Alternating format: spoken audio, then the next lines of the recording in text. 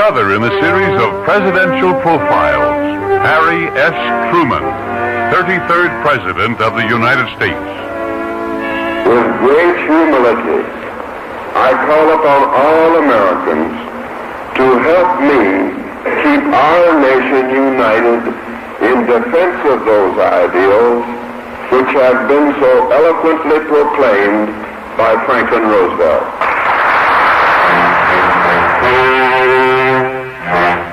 Franklin D. Roosevelt was dead, and a bewildered nation turned to Harry S. Truman for leadership.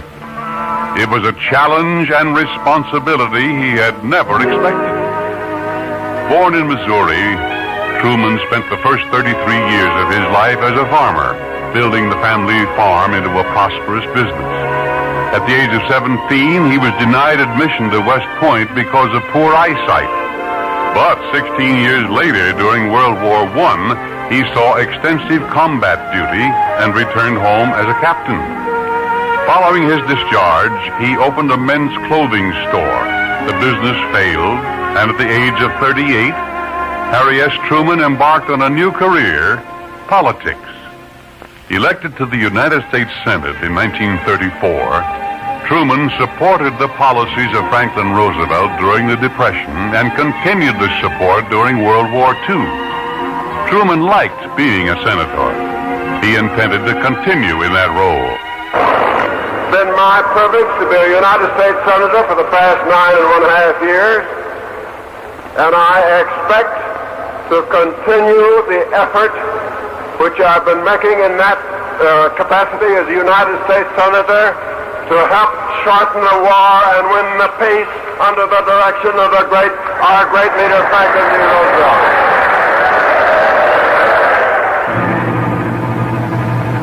Roosevelt, to the surprise of many, picked the Missouri senator as his running mate in 1944. And Harry S. Truman was elected vice president.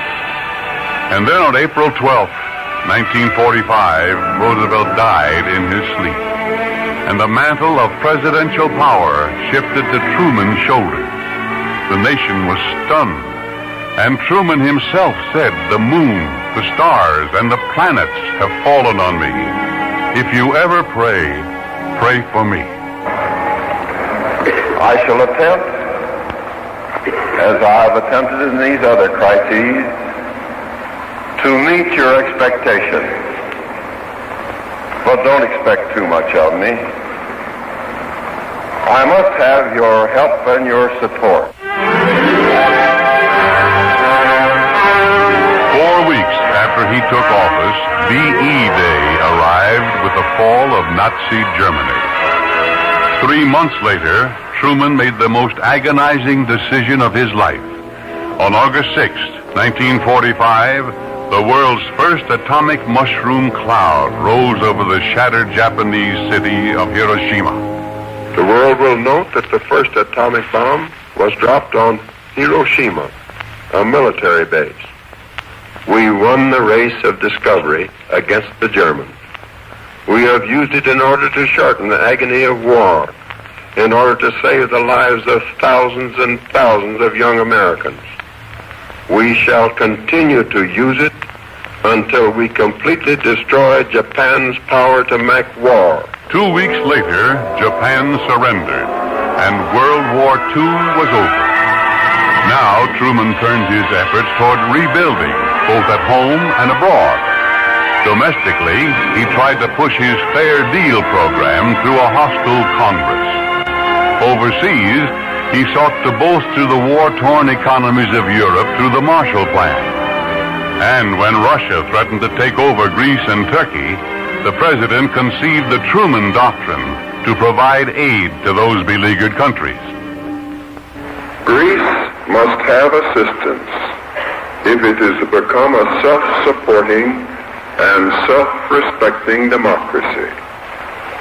I therefore ask the Congress to provide authority for assistance to Greece and Turkey in the amount of $400 million. By 1948, Truman's popularity with the voters had slipped to a new low. Political experts and pollsters were of one mind. Truman didn't stand a chance for re-election. Truman, however, fighting for his political life, refused to admit defeat and set out on a 30,000-mile whistle-stop tour of the United States. I want to say to you that for the next 4 years, there'll be a Democrat in the White House, and you're looking at him.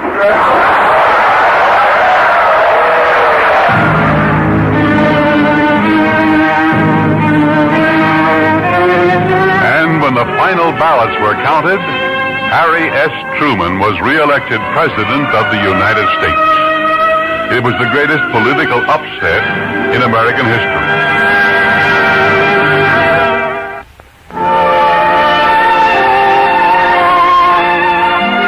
President Harry S. Truman, re-elected by 2 million votes in a stunning upset, now turned his efforts toward containing the growing threat of communism around the world. When the Soviets blockaded Berlin in 1948, Truman responded with the Berlin airlift, flying thousands of tons of supplies each day into the isolated city. As the Cold War grew colder, Truman formed a military alliance with Western Europe, NATO, the North Atlantic Treaty Organization. We will strengthen freedom-loving nations against the dangers of aggression. We are working out with a number of countries a joint agreement designed to strengthen the security of the North Atlantic area. Russia, under the leadership of Joseph Stalin, continued to apply pressure around the world. Communism spread most rapidly throughout Asia, gaining its strongest foothold when the forces of Mao Zedong overran the Chinese mainland. Suddenly in June 1950, the Cold War turned hot as the communist government of North Korea launched a full-scale attack on South Korea. American troops were ordered into battle, and forces of the United Nations followed shortly. The Korean War was on, an effort to halt the march of communist aggression. If the United Nations yields to the forces of aggression, no nation will be safe or secure. If aggression is successful in Korea, we can expect it to spread throughout Asia and Europe and to this hemisphere. We are fighting in Korea for our own national security and survival. UN forces, pushed back at first, finally drove the invaders almost to the Chinese border. Then, unexpectedly, the Red Chinese entered the fight, with hordes of troops pouring in from Manchuria. General Douglas MacArthur, commander of the UN forces, requested permission to attack Manchuria. Truman, fearing such action would ignite World War III, denied the request. When MacArthur continued to question the president's decision not to attack, Truman made one of the most controversial decisions of his career.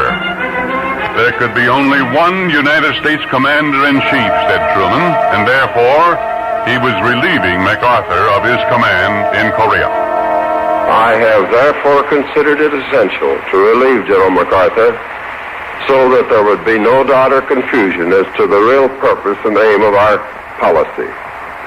It was with the deepest personal regret that I found myself compelled to take this action.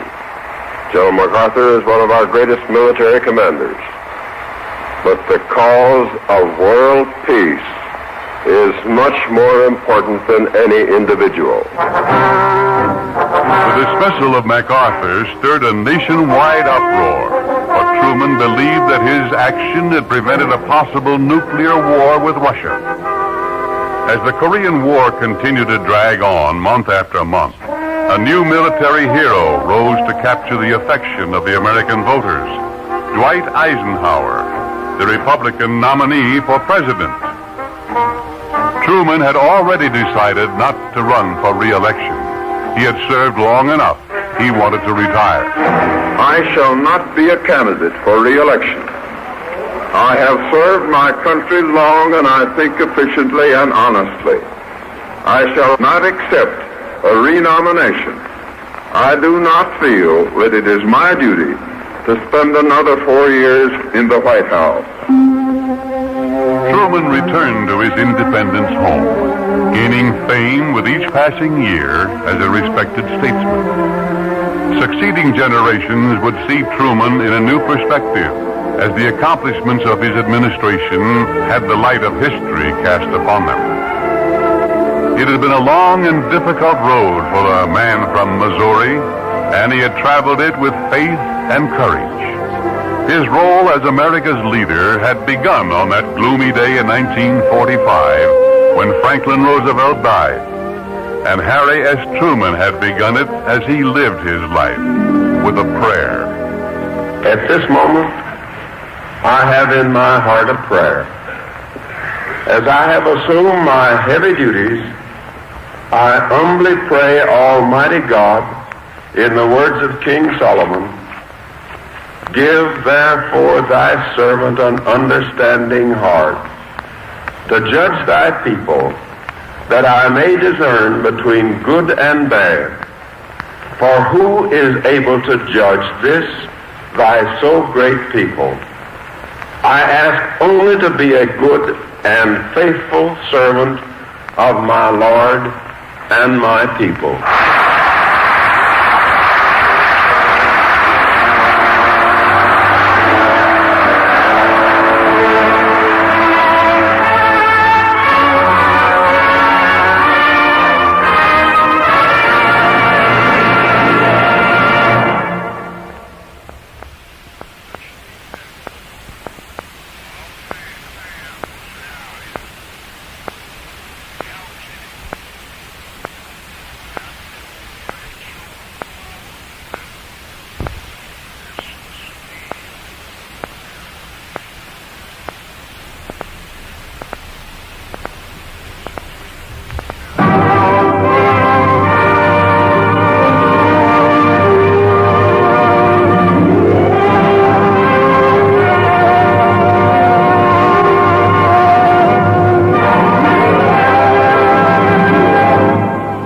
Another in the series of presidential profiles, Dwight David Eisenhower, 34th President of the United States. The world and we have passed the midway point of a century of continuing challenge. At such a time in history, we who are free must proclaim anew our faith. This faith is the abiding creed of our fathers. It is our faith in the deathless dignity of man, governed by eternal moral and natural laws.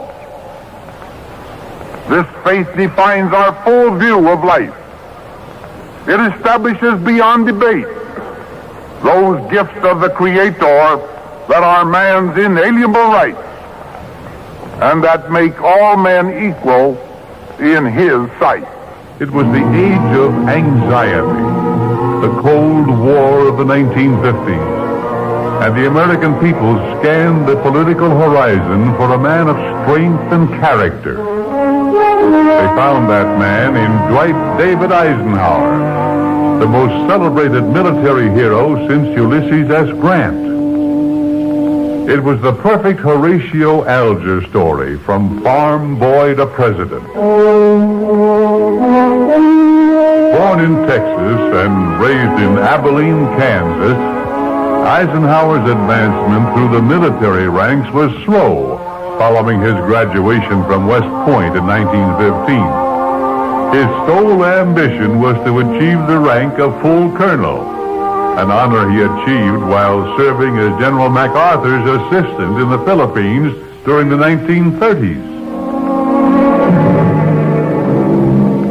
By 1941, the specter of Nazism hung over the world, and Eisenhower gained the attention of his superiors for his administrative talents, his attention to planning details, and most important, his leadership abilities. Because any commander in the field is responsible for the morale of his men. That's his business. He lives with it. Saddled with a desk job during the early months of World War II, Eisenhower was suddenly advanced over 366 senior officers, and appointed head of European Theater of Operations. In 1943, he was made a 4-star general and placed in charge of Operation Overlord, the crucial Allied invasion of Europe. Gathered in England was the greatest military concentration of men and arms the world had ever seen. As D-Day grew near, Eisenhower summoned his troops for the frightful ordeal ahead. Soldiers, sailors, and airmen of the Allied Expeditionary Force, you are about to embark upon the great crusade toward which we have striven these many months. The eyes of the world are upon you. The hopes and prayers of liberty-loving people everywhere march with you. The day of June 6, 1944 was overcast and gloomy. But Eisenhower felt that time had come, and he gave the signal that would trigger the downfall of Adolf Hitler's empire. 250,000 men and 5,000 ships streamed across the English Channel, the greatest invasion armada in history. It was the beginning of the end for Nazi Germany. People of Western Europe, a landing was made this morning on the coast of France by troops of the Allied Expeditionary Force. This landing is part of the concerted United Nations plan for the liberation of Europe. I call upon all who love freedom to stand with us now. Together we shall achieve victory. Under Reich's command, the Allied armies achieved that victory.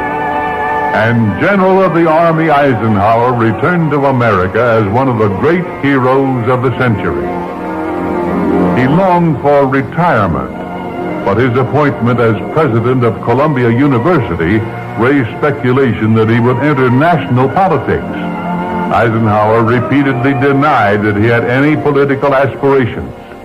General, how about the rumors about you in politics? I can repeat only what I have so often said before.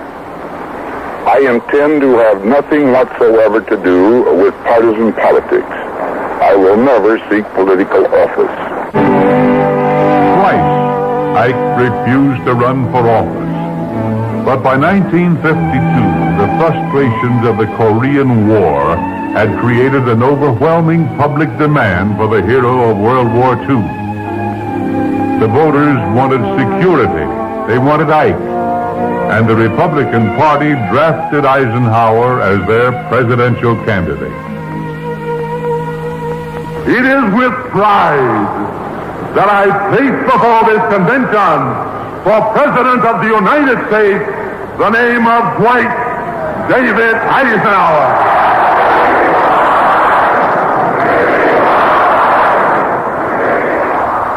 Eisenhower felt he could no longer ignore this clear-cut call to political duty. He responded to the will of the people and consented to run for the highest office in the United States.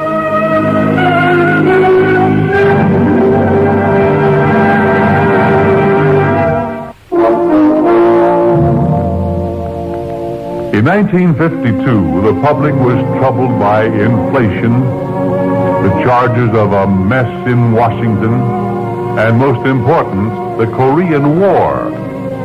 They wanted an end to the drawn-out police action in Korea.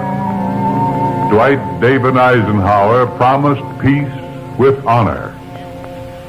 I shall go to Korea.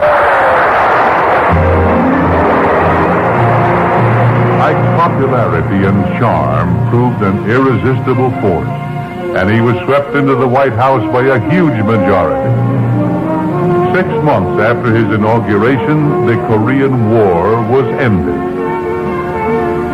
Stressing the futility of war, Eisenhower proposed an Atoms for Peace program to the United Nations, an unsuccessful attempt to guarantee the peaceful development of atomic energy. This was at the time when the United States still held the monopoly on nuclear devices.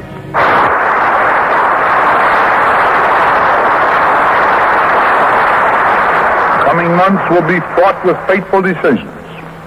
Decisions which will lead this world out of fear and into peace. To the making of these fateful decisions, the United States pledges before you, and therefore before the world, its determination to help solve the fearful atomic dilemma, to devote its entire heart and mind to find the way by which the miraculous inventiveness of man shall not be dedicated to his death, but consecrated to his life.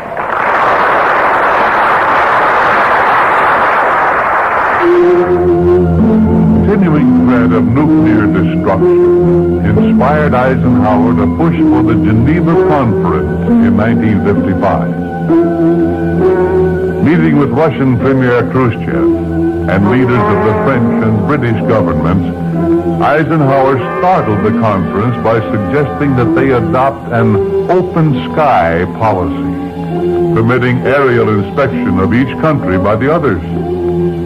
Ike struggled to convince the Soviets that the United States was sincere in its effort to achieve nuclear disarmament and world peace.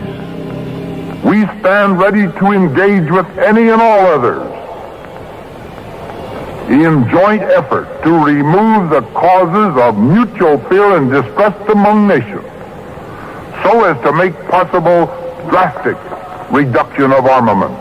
The Soviet government rejected Ike's proposal, but world tensions were relaxed, and the spirit of Geneva came into being. 2 months later, the nation was shocked when a severe heart attack struck the president down. The lights at the White House burned far into the night during the next few weeks, but Ike not only recovered, he was re-elected president by an even greater majority than before. Then in 1957, another shock as the Russians launched the first satellite, Sputnik 1. America had been beaten into space, and Eisenhower exhorted his alarmed countrymen to answer the challenge. We need scientists, said Ike, and we need them now. And one thing that money cannot buy is time. Frequently, time is a more valuable coin than is money. It takes time for a tree to grow, for an idea to become an accomplishment, for a student to become a scientist. Time is a big factor in two longer-term problems: strengthening our scientific education and our basic research. We need scientists. 4 months later, America launched the Explorer 1, and the race for space was on. In domestic policy, Eisenhower followed a middle-of-the-road course, what he termed modern republicanism. He accelerated the nation's highway program, expanded the Social Security and unemployment insurance programs, and signed the first civil rights legislation to pass Congress in 82 years. Ike believed, however, that the federal government must not get too big, that the individual citizen was the best judge of his own self-interest. This administration believes that the individual knows better how to spend his money than does a bureaucrat in Washington.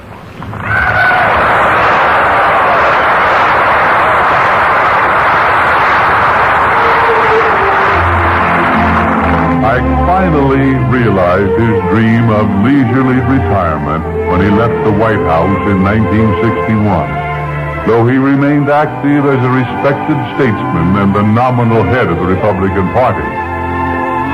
He left the presidency as he had entered it, with the undying love and respect of the American people. He had also gained the respect of the world as one of humanity's most dedicated peacemakers. It was a tribute to American democracy that this nation's most distinguished man of war had become its strongest champion of peace. The peace we seek, then, is nothing less than the practice and the fulfillment of our whole faith among ourselves and in our dealings with others. This is the hope that beckons us onward in this century of trial. This is the work that awaits us all, to be done with bravery, with charity, and with prayer to Almighty God. My citizens, I thank you.